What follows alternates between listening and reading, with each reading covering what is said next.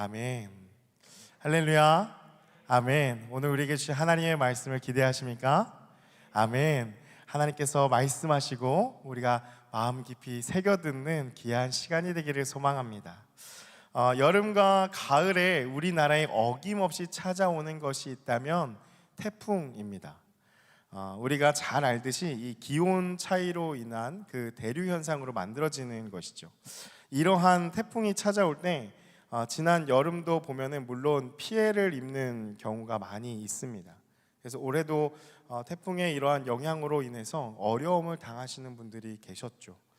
태풍은 우리 삶에 이러한 불편만 있는 것 같았는데요. 제가 어느 날 이렇게 글을 보고 또 다큐를 보았는데 태풍이 꼭 있어야 할 이유에 대해서 이야기를 하더라고요. 그래서 태풍이 우리한테 피해를 주는 것만은 아니구나라는 것을 보면서 함께 보게 되었습니다. 한 세 가지 정도를 이렇게 좀 얘기를 나눌 수 있겠는데요. 먼저는 태풍은 먼저 대기를 순환한다고 합니다. 이 빠른 속도로 이제 막 밀려오기 때문에 나쁜 공기가 밀려가게 되고 또 좋은 공기, 신선한 공기가 이렇게 공급되게 되면서 그 안에 있는 모든 오염됐던 것들이 막 순환이 되어지고 또 이러한 작용으로 인해서 지구 전체의 이 온도가 균형을 잡을 수 있는데 이 태풍이 중요한 역할을 한다고 합니다. 두 번째는 바다의 산소량을 증가시킨다고 하죠. 태풍의 영향으로 인해서 이 바다까지 한번 쑥 훑고 지나가다 보니까 뒤집어지다 보니까 이 산소량이 풍부해지고 또 오염되고 탁한 것들도 이게 순환이 되어진다고 합니다. 그리고 세 번째는 많은 양의 물을 저장할 수 있다라는 것이죠. 가뭄 그리고 물 부족으로 인해서 어려움을 겪고 있는 이곳에 물이 공급되어지고 또 마찬가지로 하천과 강에 메말랐던 곳이 채워지고 또 그 안에서 오염됐던 이러한 것이 태풍을 통해서 부어지는 많은 비들로 다 씻겨 나가면서 정화된다라는 것입니다. 또 그 외로 또 한 가지가 있다면 그런 것들도 있더라고요. 이 태풍이 올 때 천둥 번개를 동반하게 되면은 그 전기 에너지도 저장하게 되는 좋은 이제 효과가 있다라는 이러한 것들을 볼 수 있게 되었습니다. 이 태풍을 보면은 두렵고 떨리는 존재이기는 하지만 그러나 우리 인류의 우리의 자연 환경 가운데 꼭 필요한 요소가 있다라는 것이죠. 오늘 바울이 이러한 폭풍을 만나게 됩니다. 이 폭풍 가운데 하나님의 일하심이 어떠한지 그리고 우리에게 주시는 그 메시지를 함께 나누기 원합니다. 바울은 여러 곳에서 선교 여행을 다녔죠. 그런 바울의 마음 가운데 있었던 가장 큰 갈망은 무엇이었냐? 늘 로마에 가고자 하는 마음이 있었습니다. 로마에 가서 로마에 있는 그리스도인들을 보고 싶었고 복음을 함께 나누고 싶었던 마음이 있었습니다. 그래서 몇 차례나 로마로 가려고 했지만 그는 가지 못하게 번번이 하나님께서 막으시는 것을 보게 되죠. 그리고 마침내 지난 시간이었죠. 지난주에 벨릭스와 또 베스도 그리고 아그리빠 왕 앞에서 자신을 변론하고 그리고 죄수의 신분으로 가이사 앞에 로마로 향하게 됩니다. 이 백부장 율리오에 의해서 배를 타고 이제 움직이게 되는데요. 그런데 이 배를 타고 가는 길이 쉽지가 않습니다. 그래서 여기저기 들려서 갔다라는 것이 오늘 27장 앞부분에 우리가 읽진 않았지만 앞부분에 나와 있는 내용입니다. 여러 도시들을 거쳐서 미항이라는 곳에 도착을 하게 됩니다. 바울은 여기에서 더 이상의 항해는 힘들다. 왜냐하면 기상 조건이 이제 좋지 않기 때문에 이곳에 남아 있어야 한다라는 것을 사람들에게 이야기를 합니다. 그러나 이 선원들은 이곳에서 겨울을 지내기에는 적합하지 않은 좁은 장소였기 때문에 불편했기 때문에 여러 사람들은 그레데라는 곳으로 향하고자 해서 베닉스라는 항구로 이제 향하게 됩니다. 백부장은 죄인이 된 바울보다 선장 그리고 선주의 말을 더 믿었기 때문에 이 항해를 강행을 한 것입니다. 결국에는 우리가 잘 알듯이 유라굴로라는 이 강풍을 만나게 되죠. 동북에서 불어오는 이 폭풍을 만나게 되고 그들은 그렇게 하루, 이틀, 3일을 지나면서 힘을 다 잃어버리게 되고 오늘의 본문의 내용으로 이어지게 됩니다. 우리 20절의 말씀 우리 같이 함께 다시 한번 읽어보기 원합니다. 20절 말씀 함께 읽겠습니다. 시작. 여러 날 동안 해도 별도 보이지 아니하고 큰 풍랑이 그대로 있음에 구원의 여망마저 없어졌더라. 이 시대는 오늘날처럼 항로를 알 수 있는 어떠한 디지털 장치가 있는 것이 아니었죠. 그렇다 보니까 해와 낮에는 해와 밤에는 달과 별의 위치를 보고서 내가 지금 어디 방향으로 가고 있구나, 무엇을 향해 가고 있구나 라는 것을 알 수 있었다라는 것입니다.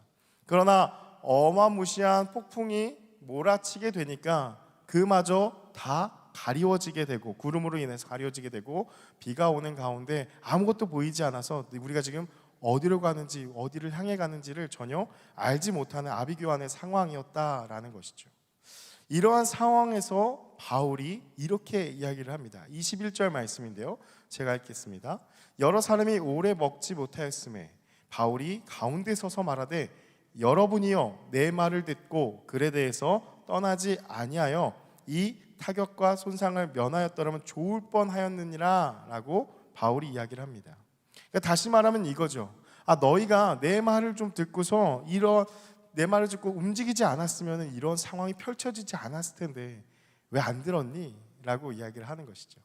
좀 더 구체적으로는 9절과 10절에 바울이 이렇게 이야기를 보탰습니다. 우리 9절과 10절의 말씀 우리 같이 함께 읽어보겠습니다. 시작.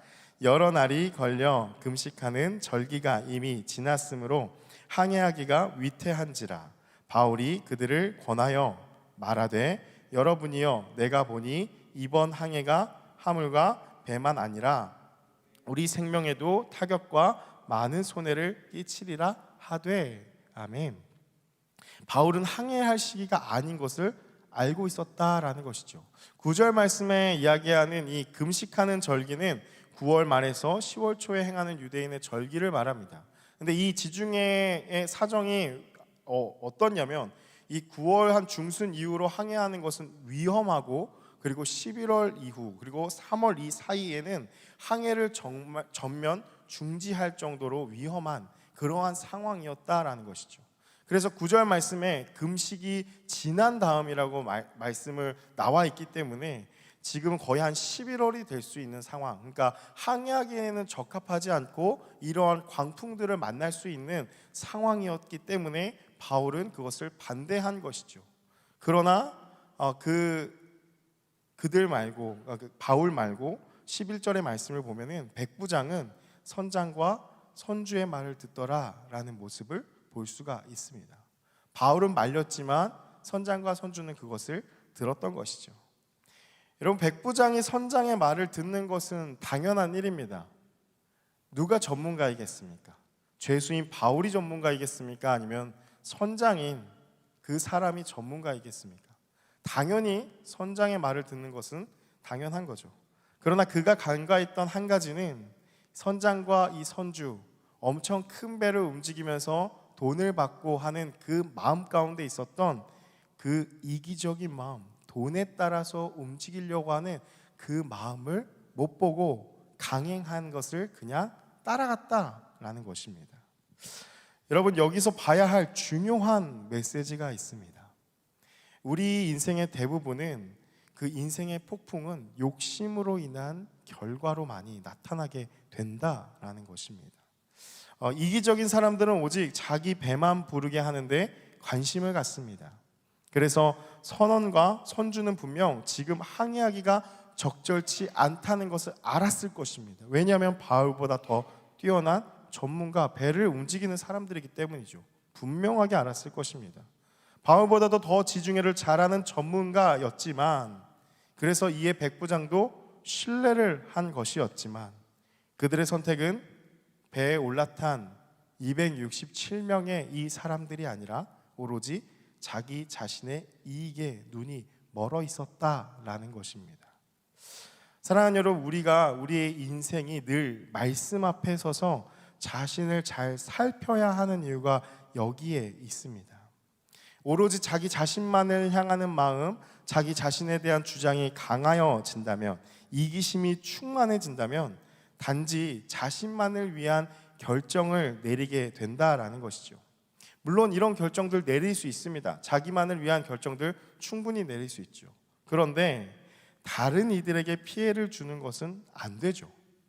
그러나 인간은 유기적으로 다 연결된 공동체를 이루고 있기 때문에 자기만을 위한 결정을 내리게 되면 결국에는 남에게 피해를 주는 결정을 하게 된다라는 것입니다.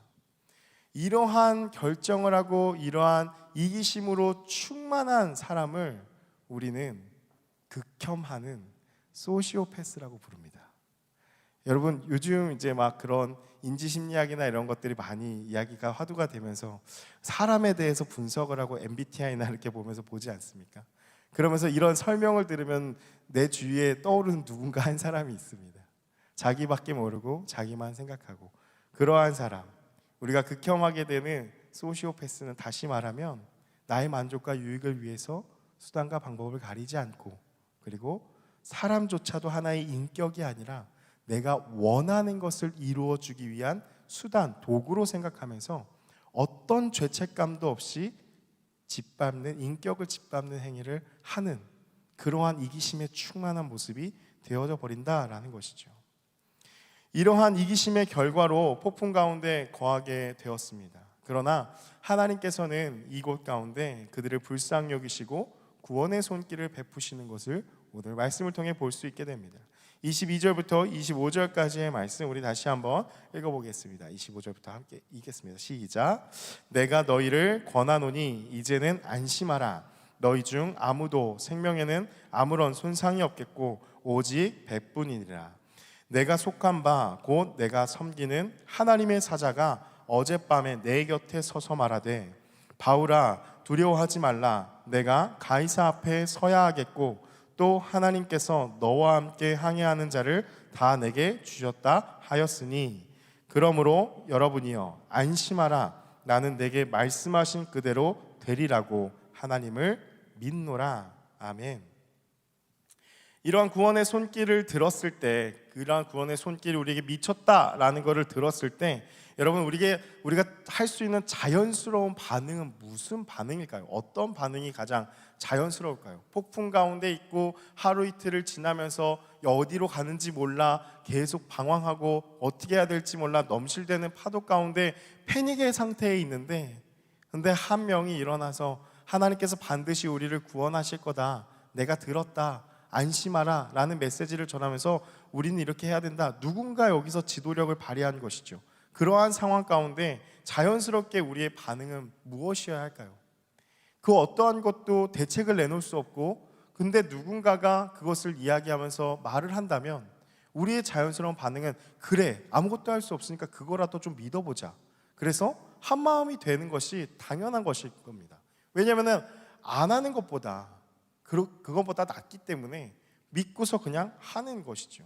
한마음을 품는 것, 하나님께서 일하실 것을 기대하고 함께 바라보는 것, 그것이 자연스러운 반응일 거라는 것이죠. 그런데 30절에 보면은 이 선원들의 마음이 나뉘어지는 것을 보게 됩니다. 자막을 통해서 보시면 사공들이 도망하고자 하여 이 물에서 닻을 내리는 채 하고 거룻배를 바다에 내려놓거늘. 31절 말씀에 보니까 바울이 백부장과 군인들에게 이르되 이 사람들이 배에 있지 아니하면 너희가 구원을 얻지 못하리라 하니. 이 30절의 말씀을 보니까 선원들의 마음은 나뉘어진 마음이 있었죠. 왜냐하면 이 말씀을 하고 나서도 14일간 계속해서 표류하면서 어떻게 뚜렷하 할 것이 나타나지 않고 계속해서 기다리고 있었기 때문이죠. 하나님께서 구원하신다는데 그럼 어떻게 되는 것이냐, 그러면서 마음이 나뉘어지기 시작했다라는 것입니다. 그래서 그들이 선택한 것은 스스로 나뉘는 것을 선택하였다라는 것을 보게 됩니다.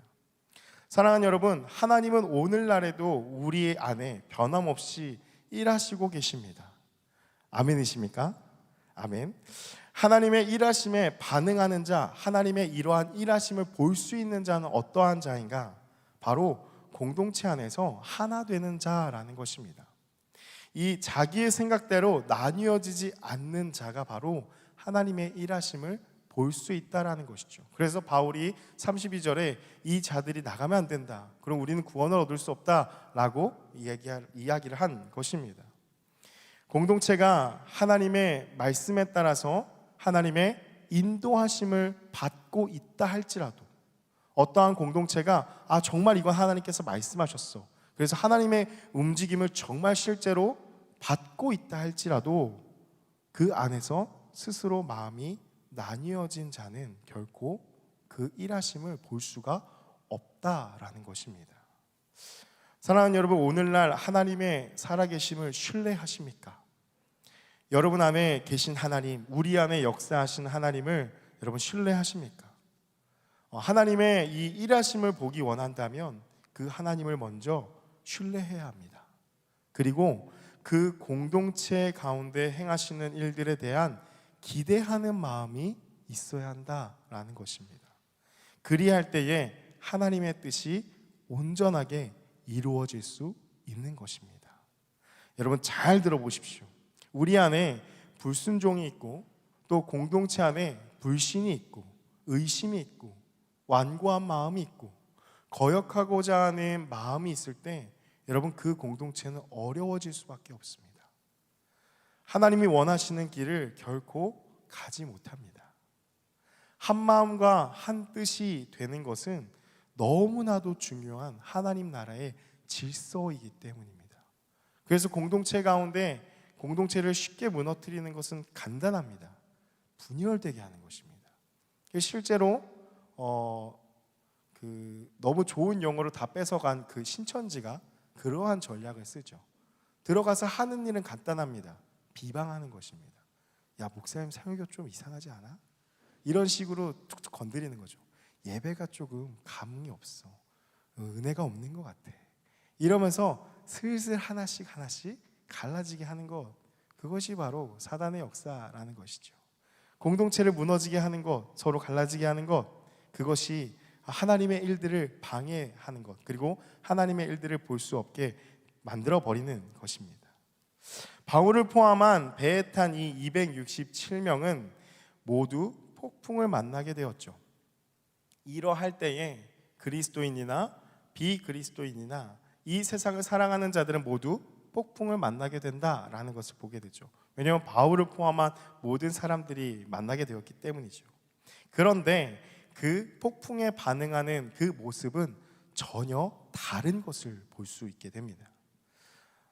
바울을 제외한 다른 모든 사람들은 당황하고 근심하고 염려하고 두려움 가운데 막 그 마음을 표현하는 자들과 달리 바울은 어땠습니까? 바울은 하나님에 대한 확신이 있는 자였다라는 것을 보게 되죠. 바울이 근심하였더라, 바울이 초조하였더라, 두려워하였더라, 성경은 절대 그렇게 나와 있는 것이 하나도 없다라는 것이죠. 오히려 바울은 내가 갈지 말자고 했는데 간 그 상황에 대해서, 그리고 유라굴로 그 폭풍을 만나서 배가 뒤집어지는 그러한 상황 가운데 계속해서 침묵을 지키고 있다가, 그러다가 내가 하나님의 음성을 들었고 우리가 반드시 이렇게 될 것이다, 안심하십시오 라는 오히려 더 담대한 말을 할 수 있었다라는 것입니다. 여러분, 광풍이 일어나는 가운데 바울은 괜찮았을까요? 광풍이 막 몰아치는 가운데 바울은 온전했을까요? 그 마음이? 바울도 분명히 마음에 불안함이 있었을 것입니다. 이러다가 진짜 내가 여기서 죽는 거 아니야? 복음을 향해서 가는데 그 마음에 불안함은 당연히 있었을 것입니다. 그러나 바울은 그 마음 가운데 믿음이 있었다라는 것이죠. 왜냐하면 살아계신 하나님께서 나에게 말씀하여 주셨기 때문입니다.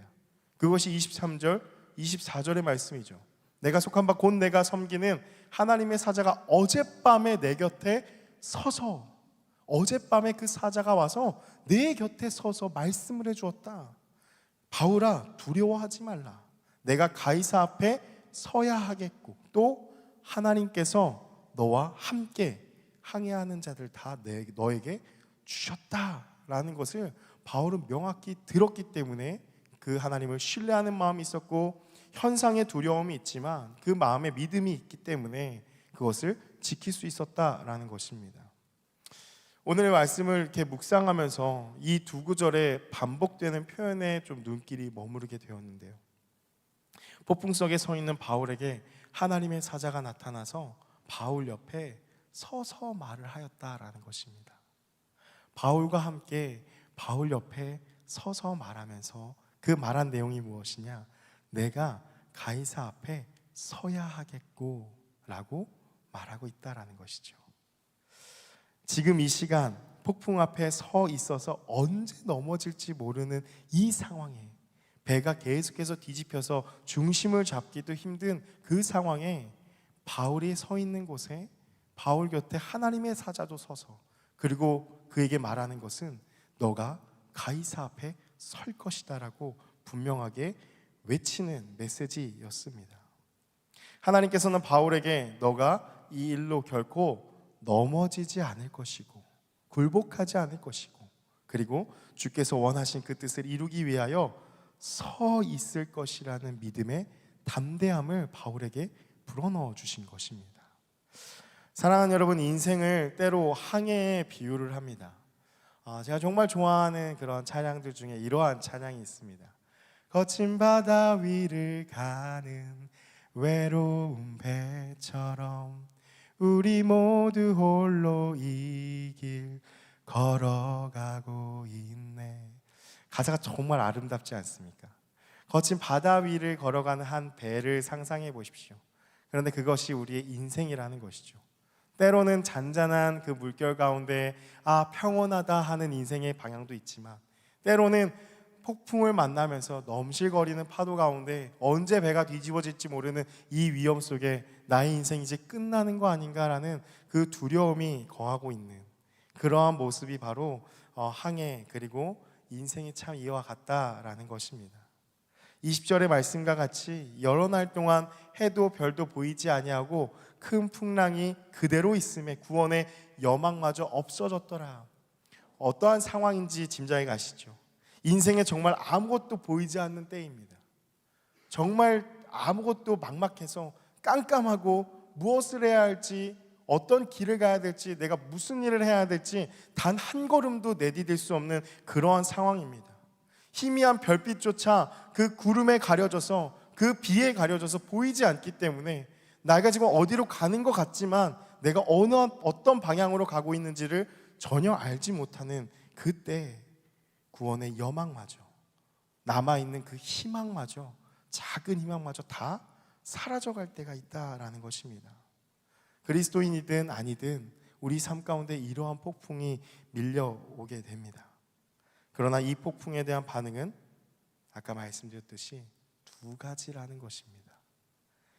패닉이 되어서 아무것도 하지 못하고 염려와 두려움 가운데 벌벌 떨고 아무것도 하지 못하는 266명의 사람들, 그리고 하나님의 말씀 앞에 담대함으로 믿음을 가진 바울, 여러분 어떤 자가 될 것입니까? 한 가지 의문을 품을 수 있습니다. 이러한 폭풍의 시간이, 하나님 왜 인생 가운데 이러한 폭풍의 시간이 있어야 합니까? 라는 질문을 품을 수 있습니다. 267명의 이 배에 탄 사람들은 14일간 표류하게 됩니다. 여기에 중요한 메시지가 있습니다. 그들이 할 수 있는 방법, 모든 것을 다 동원하고 아무것도 하지 못한 채 지쳐있는 상황이었다라는 것입니다.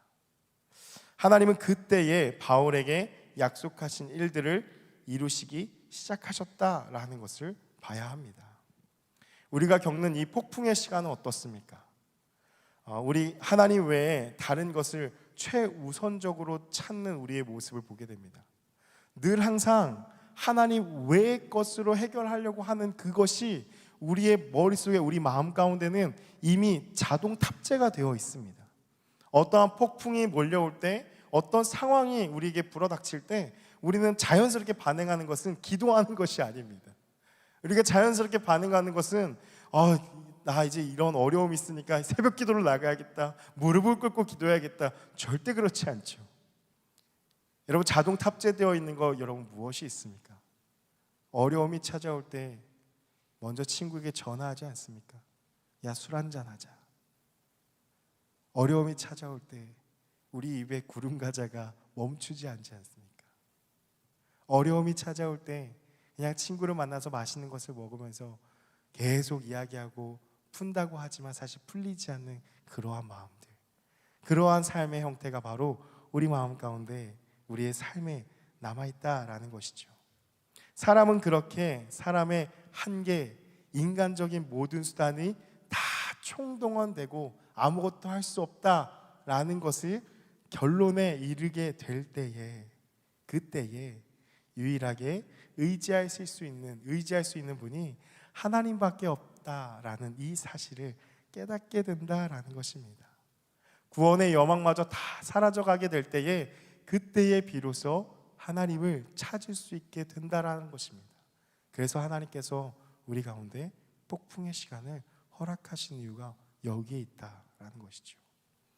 우리에게 닥친 이 폭풍은 내 앞에 닥친 거센 파도들, 폭풍으로 인해서 기존의 질서가 다 무너지는 것 같고 모든 것을 다 잃어버린 것 같지만, 우리가 서두에서 언급하였다시피 이 폭풍은 대기가 순환되고 바닷물에 산소량이 풍부해지는 등의 하나님의 관점으로는 새롭게 하시는 그러한 시간이 된다라는 것입니다. 사랑하는 여러분, 말씀을 마무리합니다. 오늘 바울이 담대하게 서 있을 수 있는 그 이유가 무엇일까요? 바울은 그의 인생을 통하여서 하나님에 대한 경험이 있었다라는 것입니다. 그는 이미 모든 상황에서 자신을 건지시고 인도하시는 하나님을 뼛속 깊이 경험한 자였습니다. 그래서 오늘의 이 폭풍의 상황에서도 그는 당황하지 않고 하나님을 신뢰할 수 있었다라는 것이죠. 주님께서 베푸르신 그 은혜의 바다에 몸을 다 던져본 경험이 있는 자였다라는 것입니다. 그렇기 때문에 하나님께서 나타나셔서 바울에게 말씀하셨을 때 결코 흔들리지 아니하는 그 믿음을 갖게 된 것입니다. 사랑하는 여러분, 저는 오늘 여러분이 바울과 같이 이 깊은 곳에 몸을 던질 수 있는 자가 되기를 소망합니다. 아멘. 온몸으로 주님을 경험하시기 바랍니다. 예수 그리스도, 그분에게 깊이 뿌리내린 삶이 되시기를 축복합니다. 그런 자들은요, 어떤 폭풍이 우리 가운데 찾아온다 할지라도 넘어지지 않는 것입니다. 그래서 아까 그 말씀이 정말 제 마음 가운데 계속 머물렀습니다. 하나님의 사자가 바울 옆에 곁에 서서 말하되 너가 가이사 앞에 설 것이다. 폭풍은 모든 것을 다 무너뜨리는데, 그런데 하나님께서는 우리를 세워주신다라는 것입니다. 바울에게 말씀하신 그 하나님께서 오늘 우리에게 말씀하여 주십니다. 안심하라, 두려워하지 말라, 안심하라. 그리고 오늘 너와 함께 항해하는 자들을 너의 손에 맡기겠다. 여러분, 하나님께서 우리에게 안심하라, 두려워하지 말라, 안심하라 말씀하시고 우리를 세우실 때에 우리에게 말씀하여 주시는 우리의 사명이 있다라는 거예요. 뭐냐? 너의 손에 항해하는 자들을 맡기겠다고 말씀하십니다. 우리 삶 가운데에 주님을 믿지 않는, 주님을 모르는 폭풍 가운데 다 넘어지고 있는 자들, 너는 서서 그 사람들의 표지판의 역할을 하라는 것입니다. 그 사람들을 인도하는 그 역할을 우리에게 맡기신다라는 것이죠. 여러분의 지금 삶은 어떻습니까? 거대한 폭풍 가운데 계십니까? 혹은 잔잔한 물가 가운데 계십니까? 여러분, 그 가운데 여러분의 모습은 어떻습니까? 바울과 같이 거대한 폭풍 가운데서도 담대하게 서 있으십니까? 아니면 정말 잔잔한 물인데, 작은 파도인데 그것마저도 나에게 너무나 패닉이 되어서 무너져 계십니까? 그런 여러분의 현재의 우리의 신앙의 모습은 어떻습니까? 얕은 물가에서 발만 담그고 있는 모습 아닙니까? 내가 조금 여유 있고 마음이 좋으면 예배 나오고 교회 생활 한번 해주는 거죠. 내 마음이 좋기 때문에. 조금이라도 일이 생기면 바로 타협하는 것이 뭐죠? 아, 나 오늘 예배 못 가겠다. 여러분, 그런 마음 있지 않습니까? 조금이라도 힘들면 하나님을 바로 외면해버립니다. 놓습니다. 그냥 하나님을 계속 붙잡으려고 하지만 우리는 놓습니다. 이러한 모습은 인생의 폭풍이 아니라 작은 파도만 와도 그냥 주체할 수 없이 일렁이는 그러한 벌벌 떠는 모습이라는 것이죠. 사랑하는 여러분, 깊은 곳에 여러분의 몸을 던지시기 바랍니다. 온몸으로 그 하나님을 경험하시기 바랍니다. 그래야 이 폭풍이 몰아치는 우리의 인생 가운데 버티고 서 있을 수 있는, 주님께서 우리를 서게 하시고 주님께서 그 삶을 우리 가운데 원하십니다.